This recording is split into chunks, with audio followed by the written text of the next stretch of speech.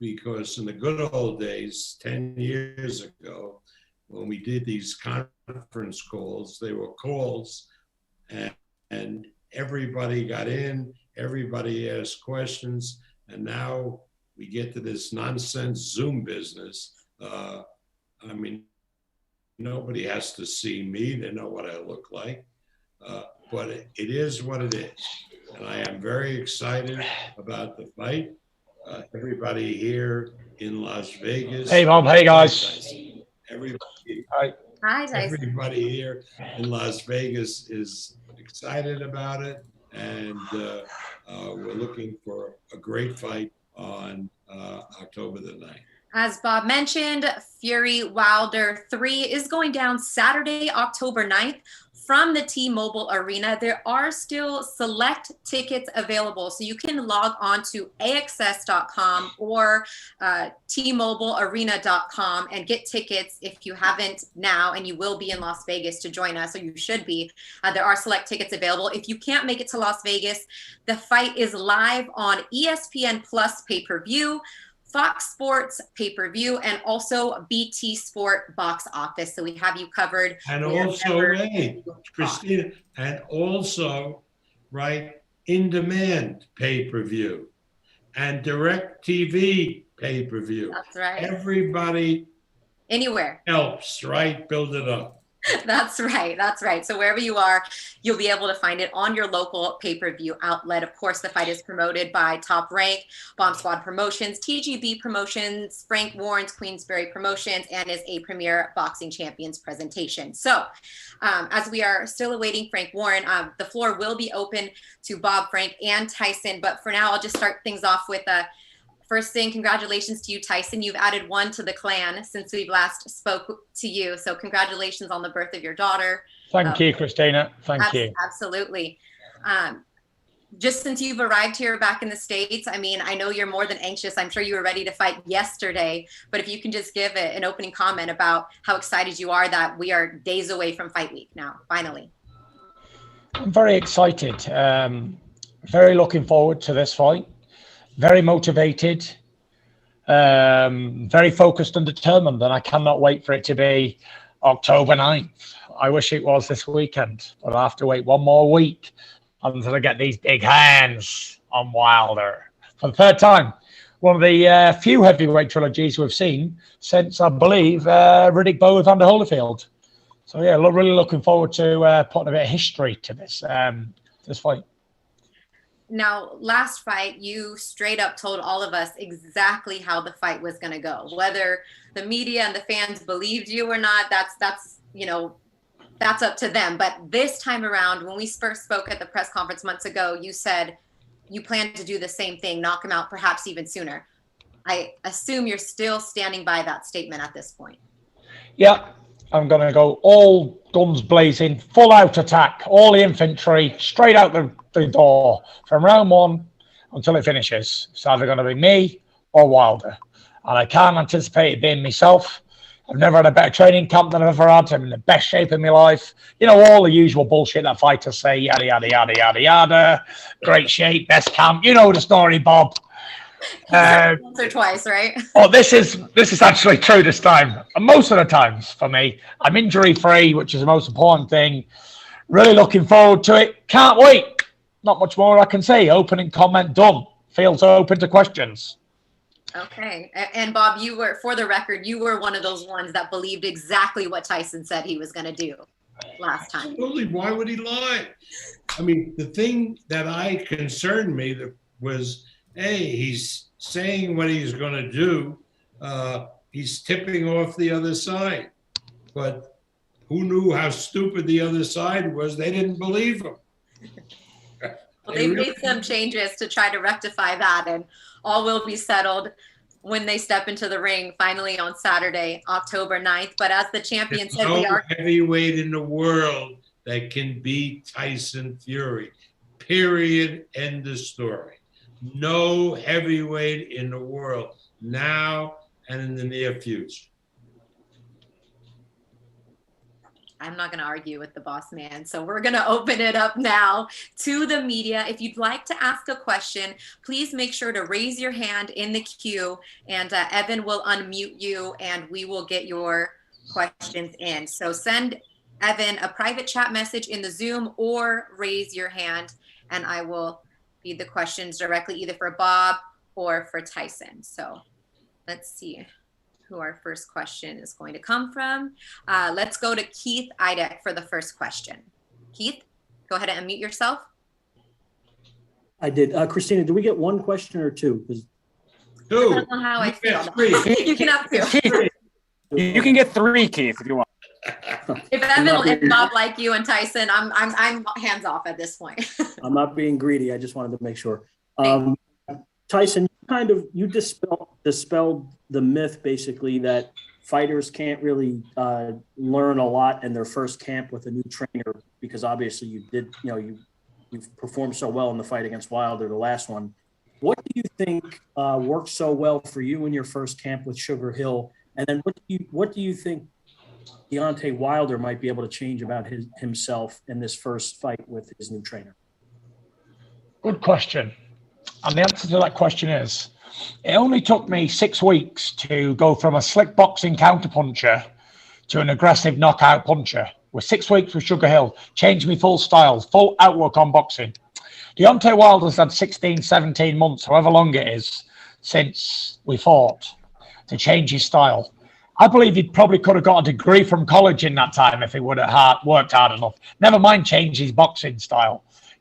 Anyone can do whatever they want in life. Everybody will have a game plan. Everybody will do what they think they're going to do, until what Mike Tyson said is 100% true. Until they get punched in the face, then they realize that they've got to do what they've got to do to survive. And that's what boxing is. Everybody's got a great game plan until it comes down to it. And that's what it is. Hey, Tyson, my other question for you is, obviously the heavyweight division changed a great deal on Saturday with Joshua's loss to Usyk. Just your perspective on the fight was, and of course how it changes what you might do moving forward after this fight. I've only got one fight on my mind at the moment, and that's Deontay Wilder. He's the most dangerous heavyweight on the planet, barring none, and can end your career with one punch in any round. So I can't be thinking about what happened in other fights. I can only think about me. I know it's selfish, but it's a very selfish game that I'm in. So I haven't really thought about Usyk or Joshua. One thing I will say, though, while everyone's listening, is I've got no interest in slating anybody, or kicking anybody while they're down. It ain't my style.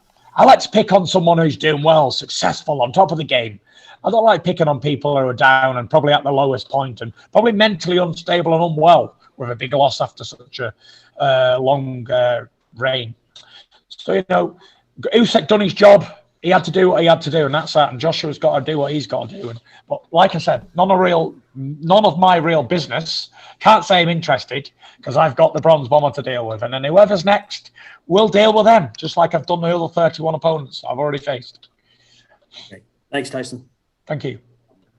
Thanks, Keith. Next up in the queue is Dan Raphael. Go ahead and unmute and ask your question, Dan. Hey, thank you very much, Christina. Hi, Tyson. Hi, Don.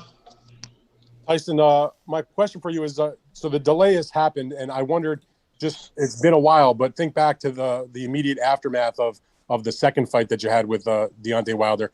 I wanted to know how annoyed, or whatever the right word is, were you with all of the things that he said were his reasons why he lost? He said that you manipulated your gloves, that his trainer spiked his water, that his outfit was too heavy. There was like 10 different reasons why he claimed he lost. He could never seem to give you any credit for just beating him and being the better man on the night. What's your perspective about that?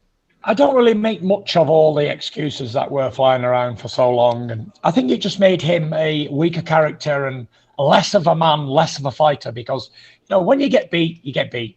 Shake the man's hand and move on. Lots of fighters have lost.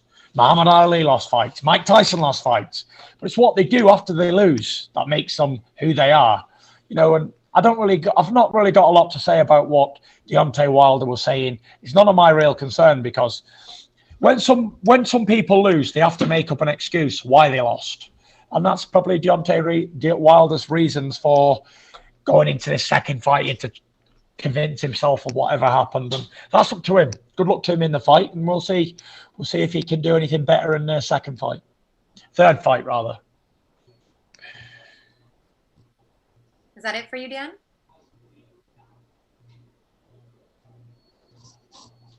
Okay. I guess that's it for Dan for now. We're going to go to the next question. Is from Jeremy with Fansided. Jeremy? Hi, Tyson. You've been very open about your mental health struggles. You once explained to me that it's a daily struggle. While preparing for this fight, did you ever feel those struggles could jeopardize this fight or your success in the ring? I don't never feel like the mental health struggle can jeopardize my fights, because all the time I'm training and keeping fit and I've got a goal and I'm motivated, then I don't get down, depressed or anxious. So that's why I train every single day of my life and I don't take no time off.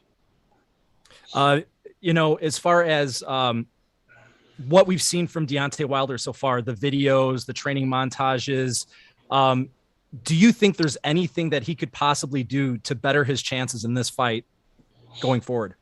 Yeah, I think he could try and land more punches on my face, and that will help his chances of winning.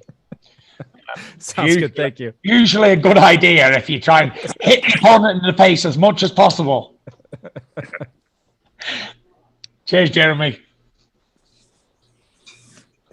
Thank you, Jeremy. Next up, we have a question from Jonathan Nagoff. Jonathan, go ahead. Hi, Tyson. Thanks for coming on. When Deontay says he's reinventing himself and, people look at his training footage, what do you make of that? And do you think you will see a different Deontay Wilder this time around? I don't make much of it because a lot of people speak a lot of words and nothing ever gets done about it. But we'll see on the night. And I hope he brings a better fight, because last time was disappointing, really, to say the least. I trained for an absolute war and it was a one-sided beatdown. So hopefully he can bring a much better fight this time and give me a challenge. That's what I'm here to be challenged. These challengers need to give me a good challenge. That's what I want, good challenges. Bob, are you still there? Yes. Yep. Bob, do you, kind of to that point, do you expect to see anything different from Deontay Wilder in this third fight? What do you mean? Do you think that? To see, who the hell knows? I'm not involved with that camp. Sure, he's going to try something different, because he ain't going to want to do the same thing and end up getting knocked out. So he's going to try something different. What that'll be, I don't know. Yeah, he tried to change the trainer. But it's not going to help him, right? In my opinion, it's not going to help. Whatever he does, Tyson Fury is going to beat him. But yeah, he's going to try something different. That's the bite I wanted first, Bob. That's that last part. Right there. Doesn't matter what he does. We got there eventually. Okay, on to the next question. Danny Flexen, you're up next. Danny, go ahead.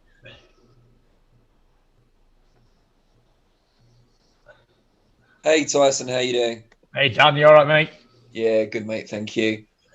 You've got a fantastic record in rematches. Obviously, you're unbeaten overall, but you've always produced a better performance the second time around. McDermott, Chisora, Wilder, of course. With that in mind, what's the secret to improving against the same opponent second time in a row? And linked to that, what advice would you give Joshua to do the same against Usyk? I don't know, Dan, to be honest. I just go in there and do what I always do.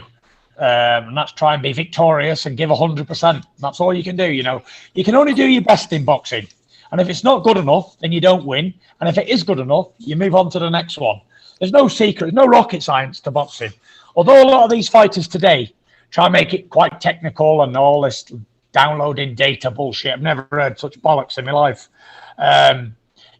It's two men fighting, punching each other in the face and body for 12 rounds or less. There's no rocket science to it. You got to train hard and get to bed early, eat right, drink plenty of water, and get stuck in best way you can. And if it's not going your way with the one game plan you have, change it up and do something different. Give your best. Give all you can. Leave it all in the ring. And don't be an if I woulda, shoulda, coulda. Don't never think to yourself, if I would have trained a bit harder or I would have given a bit more in whatever round, I could have done better. My advice to Joshua in the rematch is get stuck in the best way he knows how. Put his best foot forward and swing away, Jack, swing away. Cheers, Tyson. Good luck. Thank you. Joining us now on the call is Frank Ryan of Queensbury Promotions. Frank, are you there? I am. Good evening or good afternoon. Hi, Frank.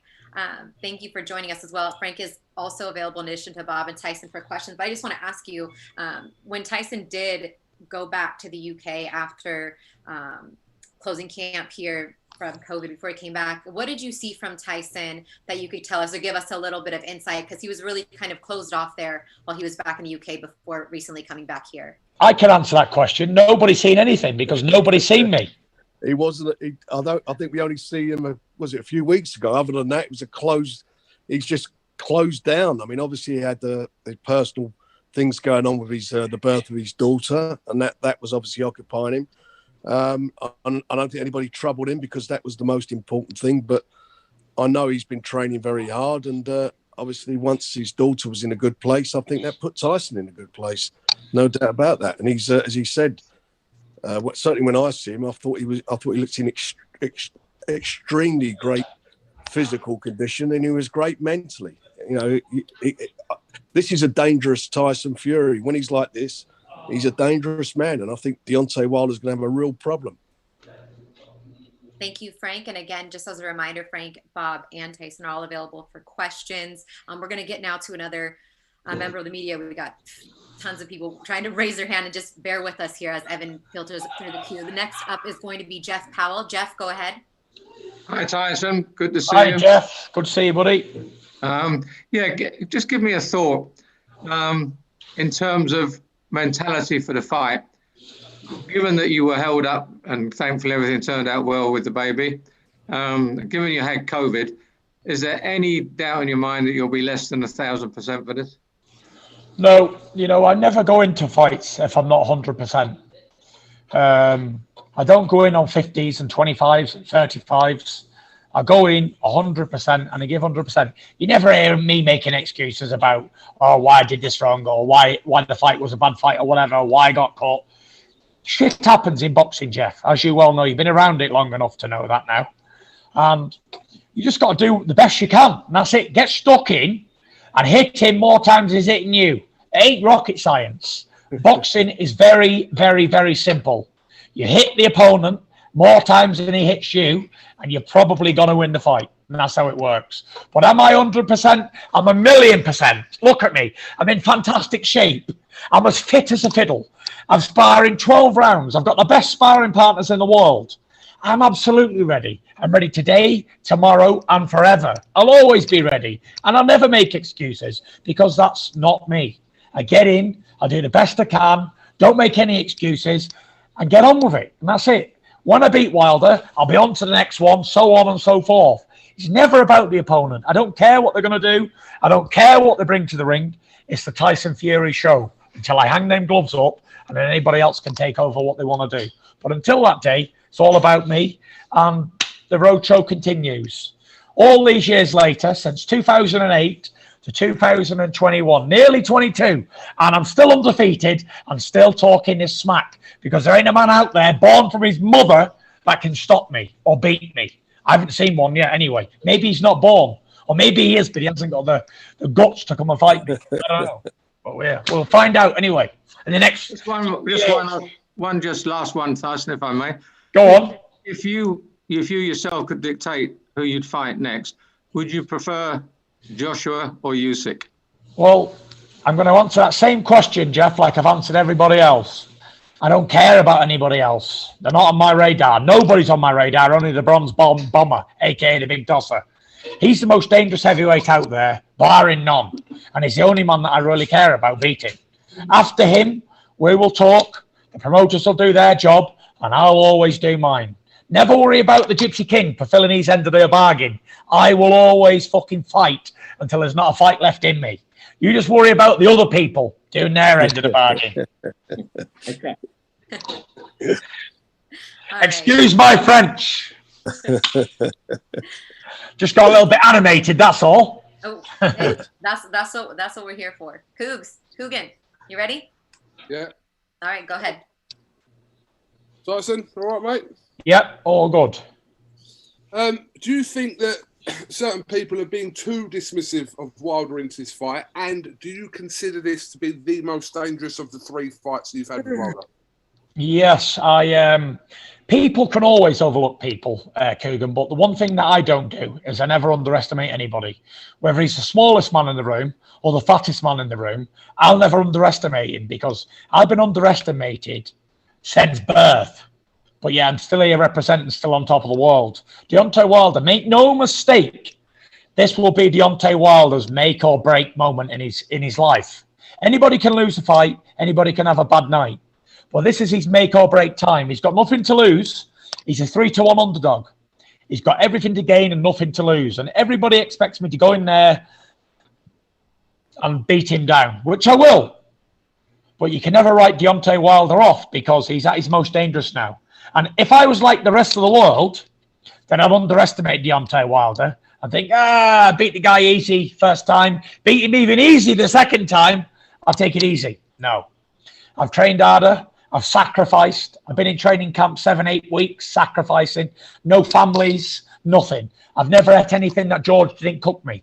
I've never drank anything that George didn't put out for me. You know, I've trained hard twice a day, six days a week.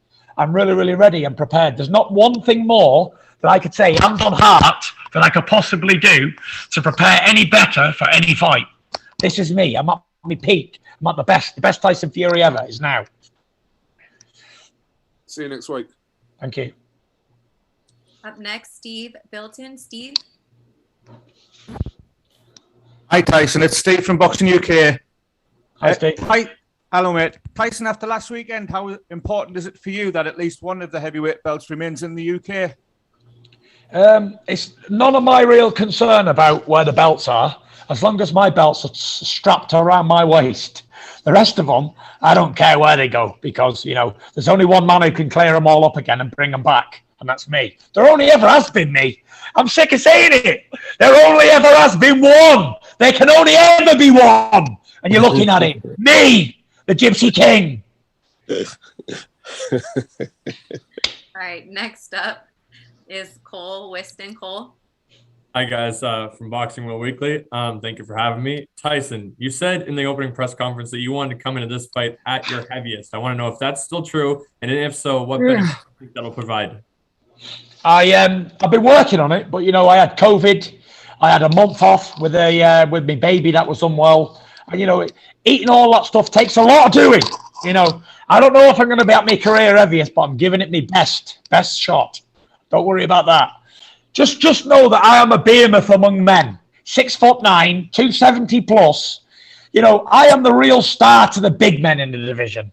They said Sonny Liston was the star to the big men at 6'1" and 215 pounds. But, you know, I'm setting a landmark here. 270 plus, 6'9", stop me if you can. Like a steamroller coming towards you. Tyson, you made a comment earlier about in an interview that I watched earlier where you said that you would have been more concerned had Deontay actually accepted the loss and not made the excuses. Can you explain that a little bit more? Yes, I can go into detail, quite complex as well. See, you know, if you've got a problem in your life and you want to overcome it, like I did with alcohol and depression and all that stuff, then I had to admit to myself that what was going on. I had to accept reality and put up or shut up. And that's what you have to do. In order to get better, you need to accept that you need the help. You need to accept the problem. So Deontay Wilder's problem is he couldn't accept defeat. So long career undefeated, 44-0, nearly all knockouts, and he gets defeated. It must be hard. The Lord knows I don't know what it's like because I've never had to experience it. But I'd say it'd be hard. But the quicker you can come to terms with being defeated and move on and get better, the quicker you have, the more opportunity you have of avenging your defeat. If you can. If it's possible in your stars to avenge them defeats, then you need to accept the defeat first and then move on. Where what I've seen from Deontay Wilder is he can't accept defeat. He doesn't know why he lost. There's a million reasons why. And he's still banging on that same drum about the gloves weren't on, drugs, water, trainer, all this sort of stuff. Many, many more things, costumes and whatever else. And if he would have came into this trilogy saying, you know what, Tyson, you beat me. Fair and square, good man, but I'm going to get you in the third trilogy. Don't you worry about that. I'd have been like, okay, this is a serious guy. I really got to take him seriously. Not that I'm not anyway, but, you know, he didn't show any class at all in defeat, and he hasn't accepted that he's been beaten. Therefore, he can't overcome it. So you will see what will happen to him on the 9th of October. And with that, Gareth, go ahead. Very good evening. Thank you, Bob, Tyson, Frank, for your time tonight. It's appreciated.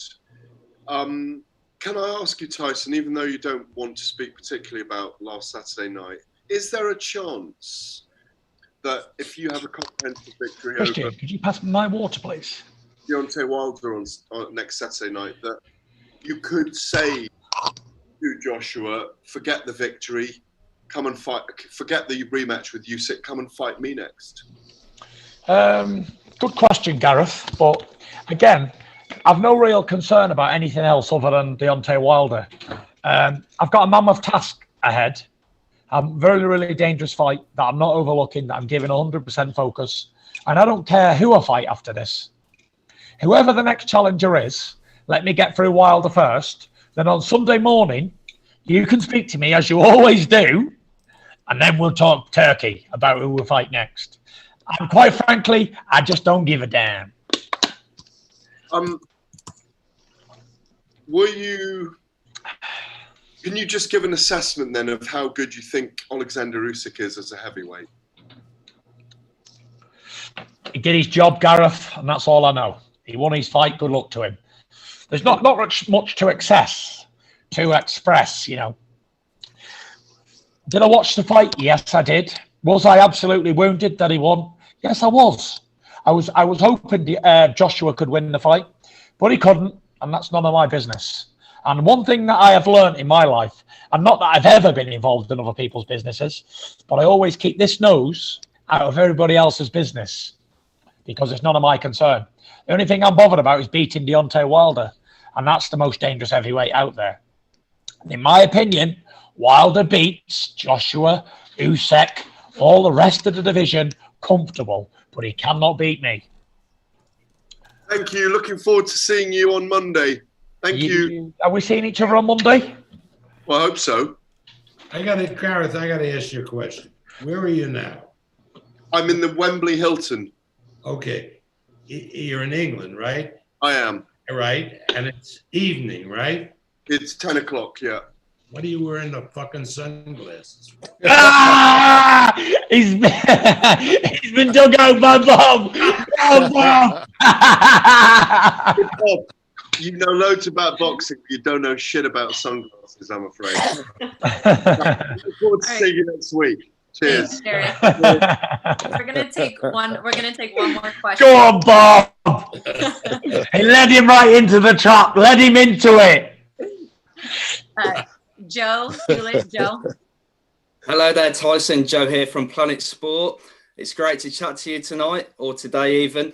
Just a quick question on Sugar Hill Stewart, really. Obviously, you haven't fought since the rematch, but that's meant you've probably spent more time with Sugar Hill and maybe learning more from him. How has that time been, and how good of a coach is Sugar Hill?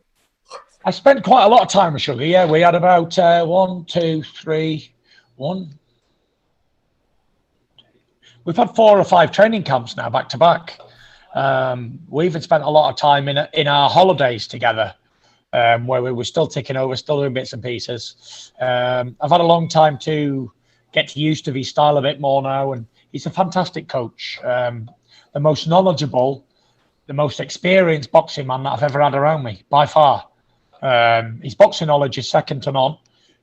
Very, very, very good technical boxing coach. Best I've ever had in the last 10 years, I'd say, for sure. And on that note, Tyson, anything further? I'd give you the floor for a closing comment here before we wrap things up. Well, guys, it's nearly that time of the year again where I take over Las Vegas and it becomes the home of the Gypsy King. And just remember this press conference that we had here on this phone. that I vow to smash Deontay Wilder to bits. And I will. Tune in, find out.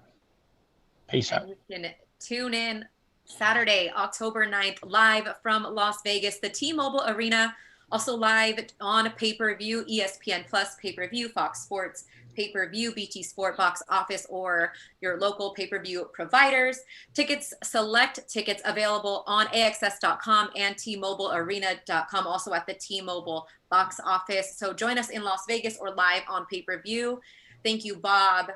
Thank you, Frank. Thank you, Tyson. Everybody, all the media for joining us today. Fight week kicks off Tuesday with the grand arrivals. We'll see everybody that's lucky enough to be there. If not, follow the coverage all week long via Top Rank social media, Tyson's, etc. So for everybody on the call, I'm Christina Poncher. Thank you so much for joining us, and we'll see you next week for Fight